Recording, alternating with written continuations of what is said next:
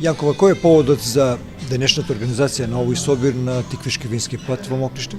Ова е проект кој го работиме заедно со Министерство за економија, сектор за индустријска политика, а за еногастрономски пат низ Тиквешијата. Сите знаеме дека ние сме виногорие, дека имаме, значи, вински патишта развиваме веќе 12 години, меѓутоа неопходни се критериуми и стандарди по кои што ќе можеме да бидеме конкурентни и на пазарите надвор. Значи, конечно да се стави ред во она што се работи, нели? Затоа што имаме доста организации, самите општини покушаваат нешто да прават, меѓутоа сето тоа не е поврзано, не се работи систематски, а само една заедничка работа и почитување на критериумите и стандардите може да придонесе да креираме нешто што е конкурентно на европски па и светски рамки. Кој ви се поканете? Градоначалниците од Тиквешијата се поканети, Министерство за економија, сектор туризам, пошто они се најнадлежни, државниот советник Шовкет Казари и раководителот на сектор туризам Беким Хаџију, раководителот на сектор туризам и развој од Агенција за промоција на туризам на Република Македонија и бизнис секторот нормално. Само кратко една дигресија. До каде стигнава проектот во Росуман, каде што се очекува да се вложат значителни пари? Значи, активно до 2009 конечно стигнаа парите. Значи ги чекавме 7-8 месеци, затоа и касниме со сите активности. Конечно стигнаа парите, така да после нова година очекуваме веќе засилени активности да почнат со тој проект. Општина Росуман има потенцијал, за тоа зборува фактот дека на територија на општина Росуман се алоцирани 3 винарски визби. И имаме интерес и најаве за уште една инвестиција во делот од винарските визби, што самото по себе подразбира дека сме потенцијални за развој на винскиот туризм. Токму и проектот, како што спомнавте веќе, Тиквешки вински пат, кој што е моментално во почеток на реализација, со кој што ние сме вклучени со преку ИПА проектот, можеме да кажеме дека даваме поддршка за развој на винскиот туризам во соработка со Тиквешки вински пат. Туристи доаѓаат од цел свет во Демиркапија. Општина Демиркапија превзема неколку активности. Првично ќе ви кажеме дека правиме една нова стратегија за туризам. Меѓутоа исто така би сакале нешто да направиме и инфраструктурно. На жалост не го добивме проектот за авантуристичкиот парк и инфраструктурни појачувања околу, да кажам, оние додатни активности во винариите, меѓутоа сепак со клубот кој формира спортскиот клуб за надворешни спортови, веќе сме во една, да кажам, поголема организација и во наредниот буџет ќе одвоиме малце повеќе средства за примарно сега бележење на патеки и ќе гледаме да направиме неколку летниковци за низ просторот на цела општина.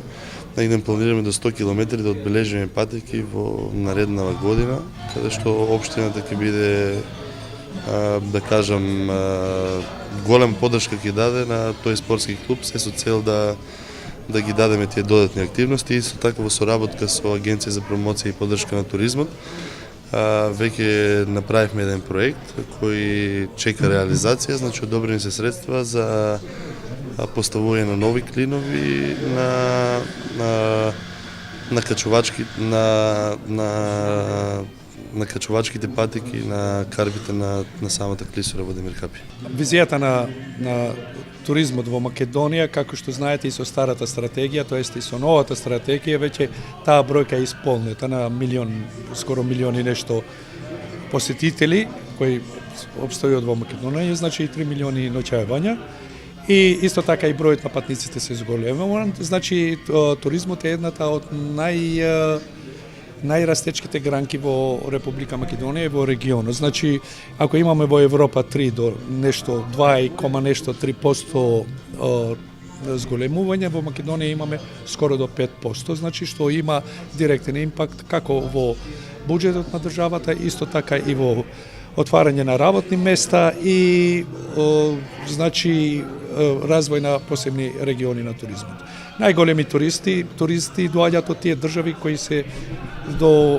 кои беа досега субвенционирани. Значи сите тие мерки на Министерството на економија во секторот за туризам, Агенцијата за промоција и поддршка на туризмот, тоест во визијата или политиките на владата, мерките, како субвенциите, легислативата, хармонизирање и така натаму, доведе до тоа да се зголеми бројот на туристите. Најголеми туристи имаме од некои европски држави, како што се Холандија и така натаму, како што се субвенционираат, исто така имаме и од регионот тука Србија, а најголеми имаме во последните години од Турција.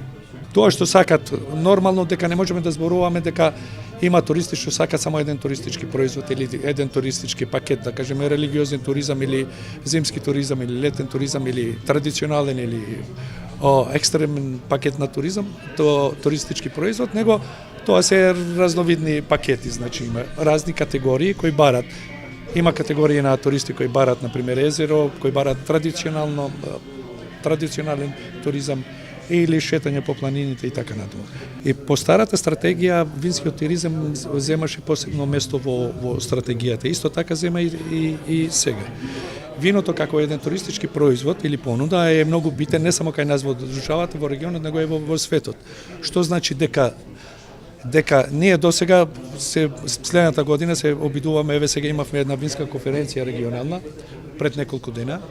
Исто така во следната година сме направиле сигнализација на винариите или винските дестинации, како би се рекле, или винските патишта, а до година со програмата на 2019 година сме во тоа да ги направиме сигнализација и една студија на регионите на винските туристички дестинации. Овој регион е многу битен, значи за туризмот, зашто е де факто еден регион кој зашто не се промовира само виното као такво, зашто виното со себе носи и храна, носи и развој на тој регион, а единствената алтернатива на овие жители во овие места за поквалитетен живот, тоа значи се е виното и анимирање и продавање на виното.